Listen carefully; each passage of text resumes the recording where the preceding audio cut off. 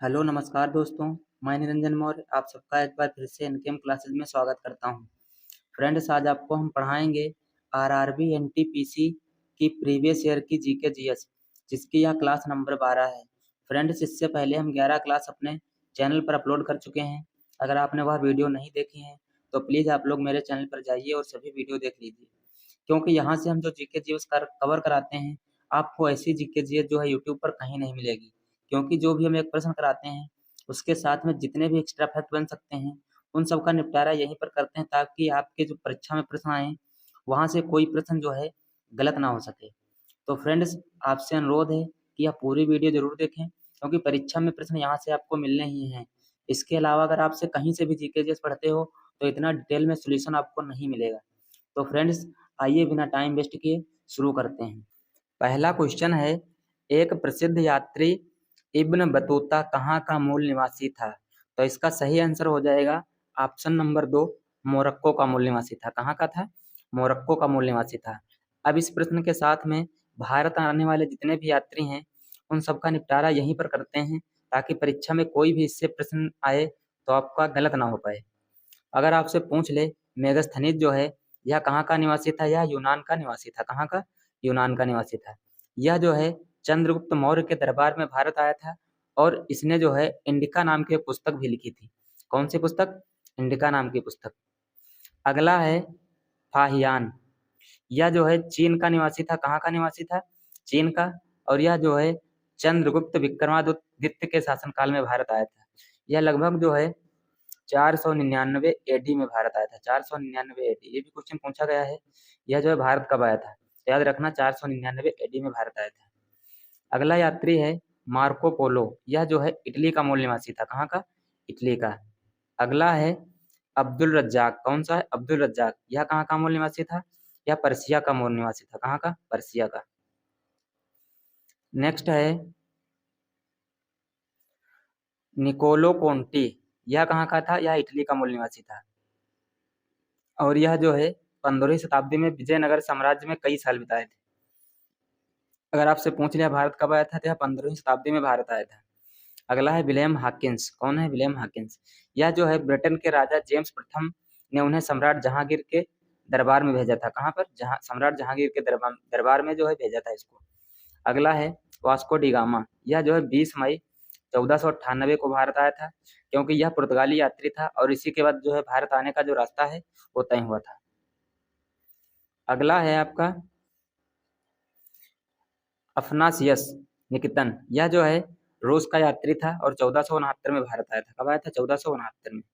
अगला है Domingo Paes. यह जो है पुर्तगाल का यात्री था। कहाँ का था? पुर्तगाल का यात्री था। नेक्स्ट क्वेश्चन है, हुमायूं नामा निम्नलिखित में से किसके द्वारा लिखी गई है? तो इसका सही आंसर हो जाएगा ऑप्शन नंबर 1, गुलबदन बेगम। किसके द्वारा लिखी गई है? गुलबदन बेगम के द्वारा। अब इस क्वेश्चन के साथ में मुगल कालीन कुछ पुस्तकें हैं और उनके लेखक के बारे में डिस्कस करेंगे। तो आइए एक एक करके देखते हैं। अगर आपसे पूछ ले कि जो बाबरनामा है इसको किसने लिखा है, तो इसको बाबर ने लिखा है। किसने लिखा है? बाबर ने। अगर आपसे हुमायूं नामा पूछ ले तो इसको लिखा है गुलबदन बेगम ने। किसने लिखा है? गुलबदन बेगम ने। अगर आपसे पूछ ले तज़किरात उल वाक़ियात, इसको किसने लिखा है? तो इसको लिखा है जौहर अफ्ताबची ने। किसने लिखा है? जौहर अफ्ताबची ने। अगर आपसे पूछ ले कि आईने अकबरी किसने लिखा है, तो इसको लिखा है अबुल फजल ने। किसने लिखा? अबुल फजल ने। इसमें जो है कुल 3 भाग हैं। कितने भाग हैं? 3 भाग हैं, ये भी याद रखना।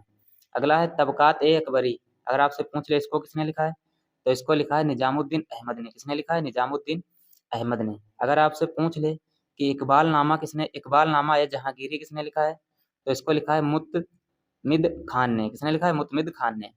अगर आपसे पूछ ले कि शाहजहां नामा किसने लिखा है, तो इसको लिखा है इनायत खान ने। किसने लिखा है? इनायत खान ने। अगर आपसे पूछ ले कि पातशाह नामा किसने लिखा है, तो इसको लिखा है अब्दुल हमीद लाहौरी ने। ये बुक जो है बहुत इंपॉर्टेंट है, कई बार परीक्षा में पूछी गई है। नेक्स्ट क्वेश्चन है, जीएसटी भारत में एक अधिरोपित प्रत्यक्ष कर है। जीएसटी का पूर्ण रूप क्या है? तो इसका सही आंसर हो जाएगा ऑप्शन नंबर 2, गुड्स।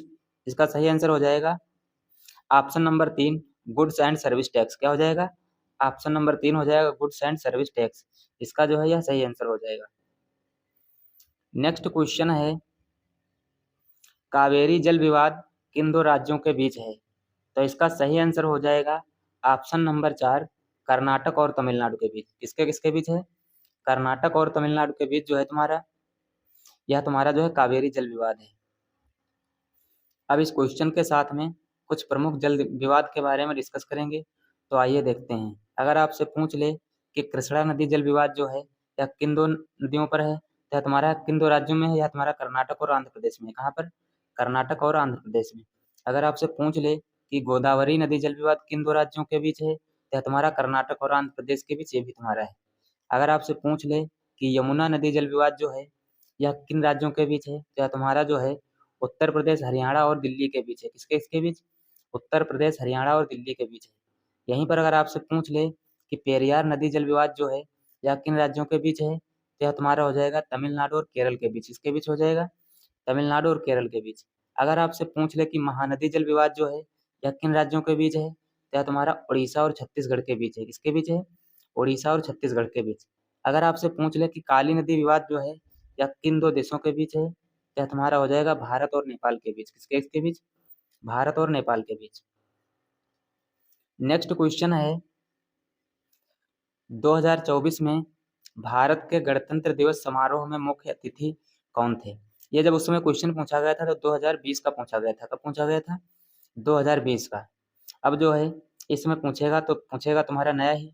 तो इसका सही आंसर हो जाएगा ऑप्शन नंबर 1, फ्रांस के राष्ट्रपति। कौन थे? फ्रांस के राष्ट्रपति इमैनुअल मैक्रोन जो थे, ये जो है भारत के गणतंत्र दिवस के मुख्य अतिथि थे। नेक्स्ट क्वेश्चन हो जाएगा यूनेस्को का मुख्यालय कहाँ है? तो इसका सही आंसर हो जाएगा ऑप्शन नंबर 2, पेरिस, फ्रांस। कहाँ पर इसका मुख्यालय है? इसका मुख्यालय जो है पेरिस, फ्रांस में है। याद रखना। अब इस क्वेश्चन के साथ में हम विश्व के कुछ प्रमुख अंतर्राष्ट्रीय संगठन और उनके मुख्यालय के बारे में डिस्कस करेंगे। तो आइए एक एक करके देखते हैं। अगर आपसे पूछ ले कि अंतर्राष्ट्रीय मुद्रा कोष IMF इसका मुख्यालय कहाँ है, तो इसका मुख्यालय है वाशिंगटन DC, अमेरिका में। यहीं पर अगर आपसे पूछ ले कि विश्व बैंक का मुख्यालय कहाँ है, तो इसका मुख्यालय भी वाशिंगटन DC, अमेरिका में है। अगर आपसे पूछ ले कि विश्व स्वास्थ्य संगठन WHO इसका मुख्यालय कहाँ है, तो इसका मुख्यालय जिनेवा, स्विट्जरलैंड में। कहाँ पर है? जिनेवा, स्विट्जरलैंड में। अगर आपसे पूछ ले कि अंतर्राष्ट्रीय श्रम संगठन का मुख्यालय कहाँ है, तो इसका मुख्यालय भी है जिनेवा, स्विट्जरलैंड में।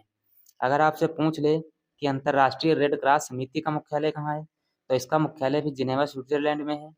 और जो तुम्हारा होगा विश्व व्यापार संगठन, विश्व मौसम विज्ञान संगठन और विश्व बौद्धिक संपदा संगठन, इनके सबके भी मुख्यालय कहाँ है? जिनेवा, स्विट्जरलैंड में है। अगर आपसे पूछ ले कि संयुक्त राष्ट्र शैक्षिक, वैज्ञानिक और सांस्कृतिक संगठन, जिसको यूनेस्को कहते हैं, तो इसका मुख्यालय तुम्हारा कहाँ है? पेरिस, फ्रांस में। यही तो क्वेश्चन था तुम्हारा। नेक्स्ट है, अगर आपसे पूछ ले कि आर्थिक सहयोग और विकास संगठन OECD इसका मुख्यालय कहाँ है, तो इसका मुख्यालय है पेरिस, फ्रांस में।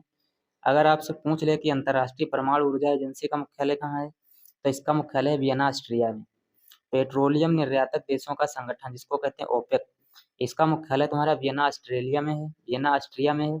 इसमें कुल जो है 12 देश जो है सदस्य हैं। वर्तमान में कितने हैं? 12 देश। अगर आपसे पूछ ले कि अंतर्राष्ट्रीय समुद्री संगठन इसका मुख्यालय कहाँ है, तो इसका मुख्यालय है लंदन, ब्रिटेन में।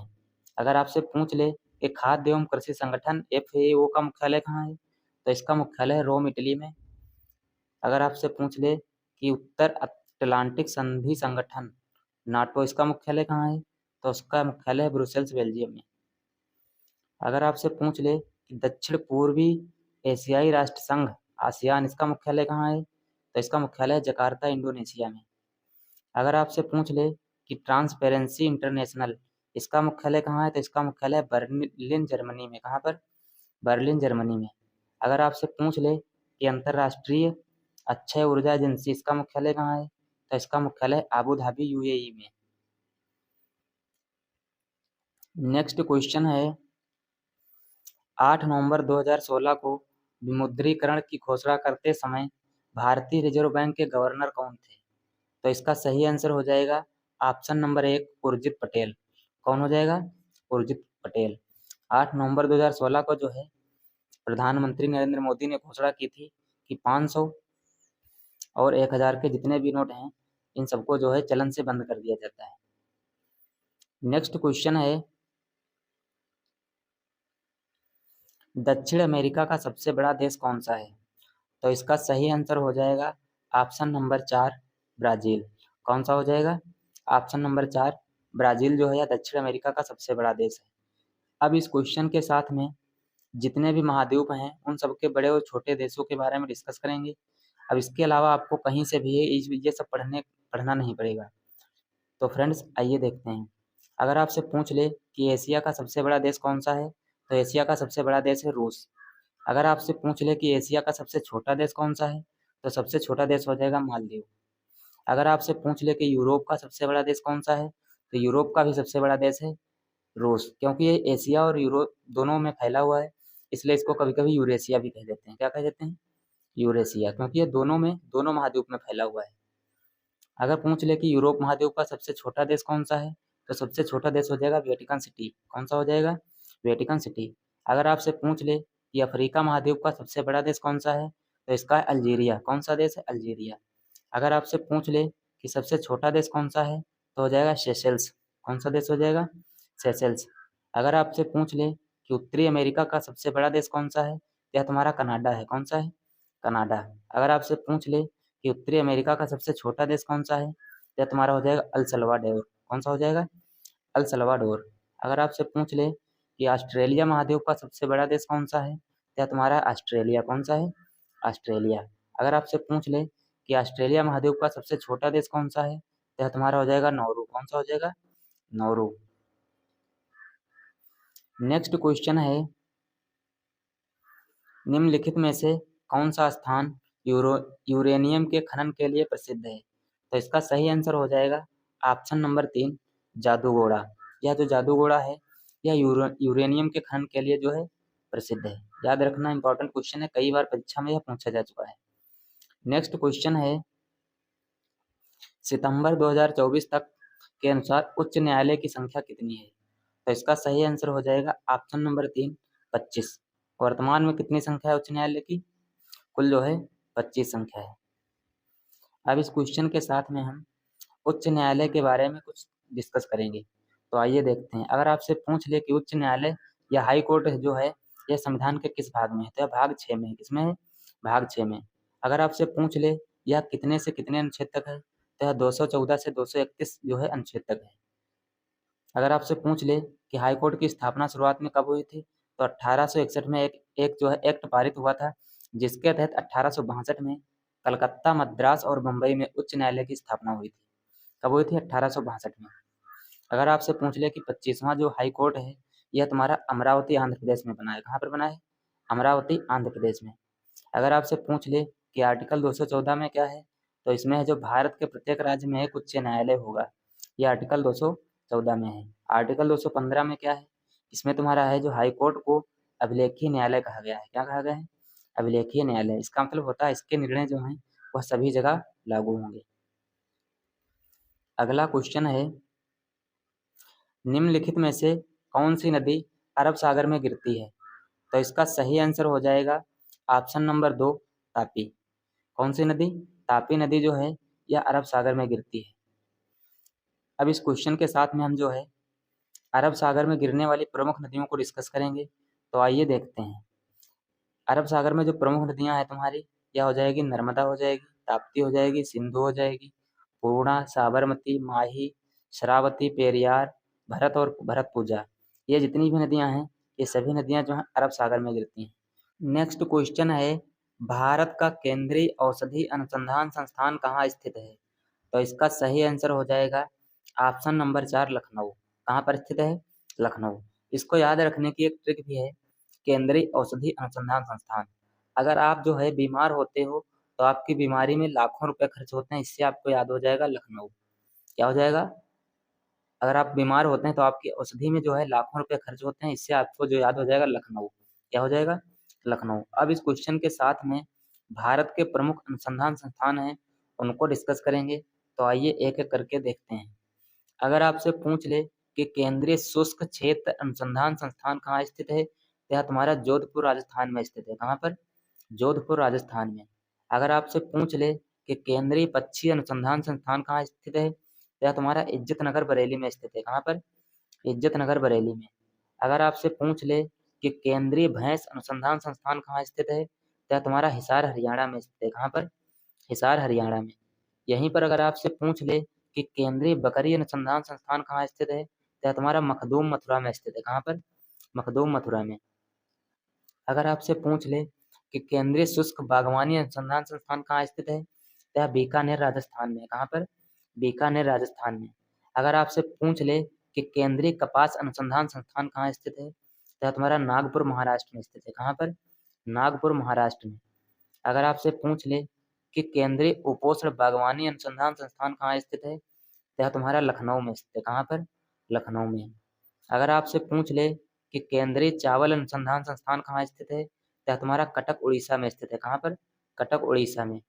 अगर आपसे पूछ ले कि भारतीय कृषि सांख्यिकी अनुसंधान संस्थान कहाँ स्थित है, तो यह तुम्हारा नई दिल्ली में है। कहाँ पर है?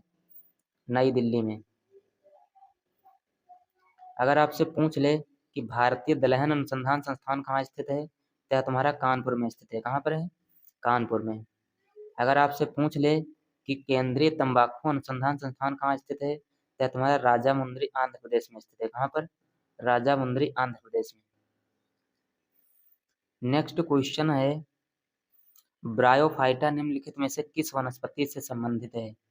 तो इसका सही आंसर हो जाएगा ऑप्शन नंबर 4, मर्केसिया। किससे संबंधित है? मर्केसिया। तो ब्रायोफाइटा जो है यह तुम्हारा जो है मर्केसिया से संबंधित है। किससे? मर्केसिया से।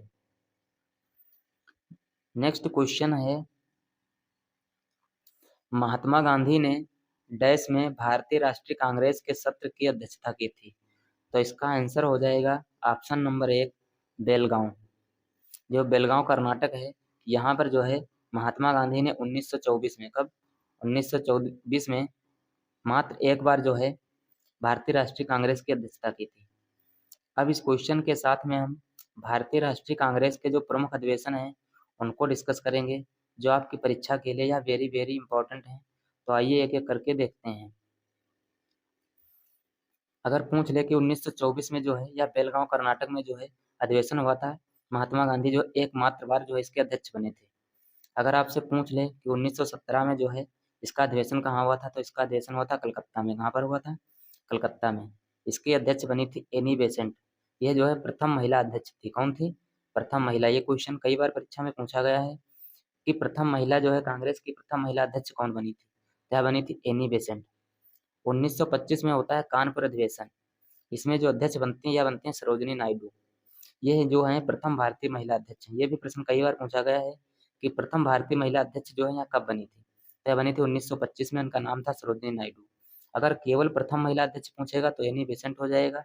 अगर प्रथम भारतीय महिला अध्यक्ष पूछेगा तो सरोजिनी नायडू हो जाएगा। दोनों क्वेश्चन अलग अलग हैं, याद रखना। 1929 में होता है लाहौर अधिवेशन। कहाँ होता है? लाहौर अधिवेशन। इसके अध्यक्ष होते हैं पंडित जवाहरलाल नेहरू। कौन होते हैं? पंडित जवाहरलाल नेहरू। इसमें जो है पूर्ण स्वराज की मांग की जाती है। किसकी मांग की जाती है? पूर्ण स्वराज की मांग। नेक्स्ट अधिवेशन है 1931 का कराची अधिवेशन। कब का अधिवेशन? 1931 का कराची अधिवेशन। इसके अध्यक्ष तुम्हारे होते हैं सरदार वल्लभ भाई पटेल। कौन होते हैं? सरदार वल्लभ भाई पटेल। इसमें जो है मौलिक अधिकार की मांग की जाती है। कब की जाती है? मौलिक अधिकार की मांग। 1937 में तुम्हारा होता है फैजपुर गांव में अधिवेशन। इसके अध्यक्ष होते हैं पंडित जवाहरलाल नेहरू। ये जो है गांव में होता है इसीलिए इंपॉर्टेंट है, वैसे इसकी जो है कोई इंपॉर्टेंट नहीं है क्योंकि गांव में अधिवेशन होता है एकमात्र बार। अगला है 1938-39। यह जो हरिपुरा त्रिपुरी अधिवेशन होता है मध्य प्रदेश में। यहाँ पर मध्य प्रदेश में। इसके अध्यक्ष होते हैं सुभाष चंद्र बोस। उसके बाद में 1940 से 45 तक कोई अधिवेशन नहीं होता है। 1940 से 45 तक कोई भी अधिवेशन नहीं होता है। इस समय जो कांग्रेस के अध्यक्ष बनते हैं वह बनते हैं अबुल कलाम आजाद। यह जो है सबसे लंबे समय तक जो है अध्यक्ष रहे थे। सबसे लंबे समय तक अध्यक्ष रहे थे। नेक्स्ट है 1946-47। यह होता है मेरठ में अधिवेशन। कहाँ होता है? मेरठ में। इसके अध्यक्ष होते हैं जेबी कृपलानी। यह क्वेश्चन कई बार पूछा गया है, भारत की स्वतंत्रता के समय कांग्रेस के अध्यक्ष कौन थे? तो यह तुम्हारे थे जेबी कृपलानी। याद रखना, इंपॉर्टेंट क्वेश्चन है। 1948 का अधिवेशन होता है जयपुर में। इसके अध्यक्ष बनते हैं पट्टाभी सीतारमैया। ये भी क्वेश्चन पूछा गया है, भारत की स्वतंत्रता के बाद कांग्रेस के अध्यक्ष कौन बने थे? तो यह तुम्हारे बने थे पट्टाभी सीतारमैया। नेक्स्ट क्वेश्चन है पाइथन क्या है? तो यह तुम्हारा हो जाएगा, इसका सही आंसर हो जाएगा ऑप्शन नंबर 2 प्रोग्रामिंग भाषा। क्या है? यह एक प्रोग्रामिंग जो है भाषा है। अब इस क्वेश्चन के साथ में हम कंप्यूटर की कुछ प्रमुख लैंग्वेज के बारे में डिस्कस करेंगे। तो आइए देखते हैं। जो कंप्यूटर की लैंग्वेज होती है मुख्य रूप से 3 प्रकार की होती है। कौन कौन सी? एक होती है लो लेवल लैंग्वेज, जिसको कहते हैं निम्न स्तरीय भाषा। क्या कहते हैं? निम्न स्तरीय भाषा, या फिर मशीनी भाषा भी इसको कहते हैं। एक होती है असेंबली भाषा, इसको कहते हैं मिडिल लेवल लैंग्वेज। क्या कहते हैं? Middle level language. एक होती है उच्च स्तरीय भाषा, इसको कहते हैं हाई लेवल लैंग्वेज। इसका यूज जो है सॉफ्टवेयर बनाने में भी किया जाता है। कौन सी भाषा का? उच्च स्तरीय भाषा का। इसके उदाहरण है तुम्हारे कोबल हो जाएगा, कोबोल हो जाएगा, पास्कल हो जाएगा, लोगो हो जाएगा, फोर्ट्रान हो जाएगा, या इसी को फोर्ट्रान भी कहते हैं। बेसिक हो जाएगा, सी हो जाएगा, सी प्लस प्लस हो जाएगा, जावा हो जाएगा, कोमल हो जाएगा, या फिर लिस्प हो जाएगा। इसकी खोज की थी जॉन मैकार्थे ने। किसने की थी? जॉन मैकार्थे ने। इसका जो है इस भाषा का प्रयोग किया जाता है आर्टिफिशियल इंटेलिजेंस में। कौन सी भाषा का? लिस्प का, LISP। इसका उपयोग किया जाता है तुम्हारा आर्टिफिशियल इंटेलिजेंस में।